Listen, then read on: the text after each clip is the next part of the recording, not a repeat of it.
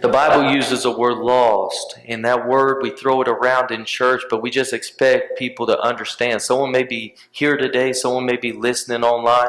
Lost just describes a person who has not received the gift of eternal life. They have not repented, turned to the Lord, received His gift of eternal life. They don't have a relationship with Christ. You can be religious and not have a relationship with Christ. You can serve in every ministry of the church and not have a relationship with Christ. You can be a rogue sinner.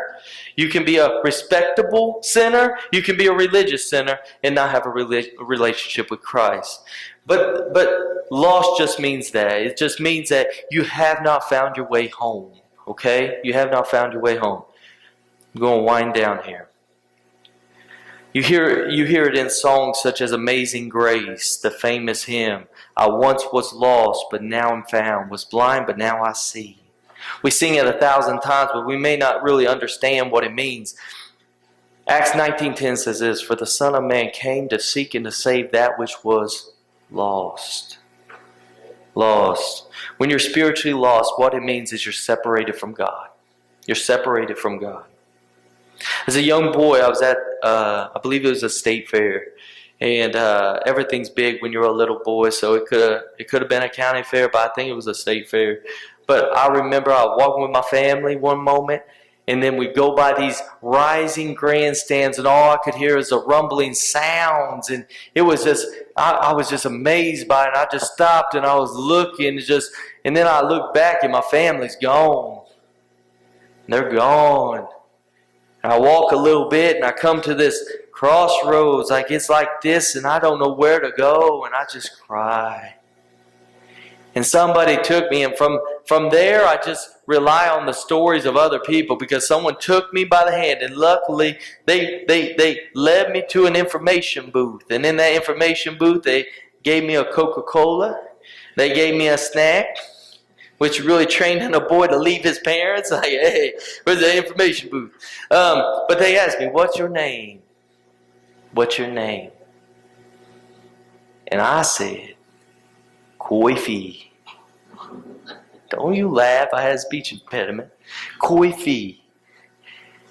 And God has a sense of humor. He gave me 3 R's in my name. Corey, Faree, Koifi for years.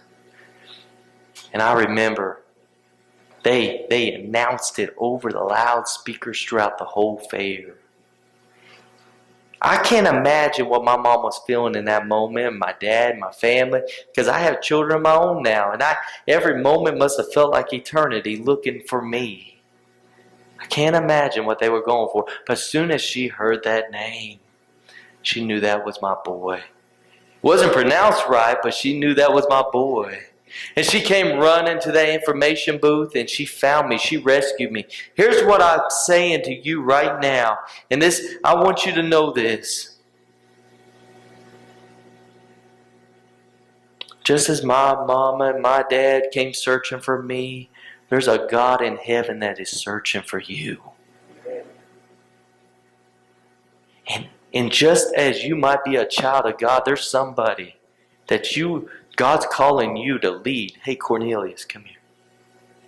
Come to this information booth. Come to this discipleship group.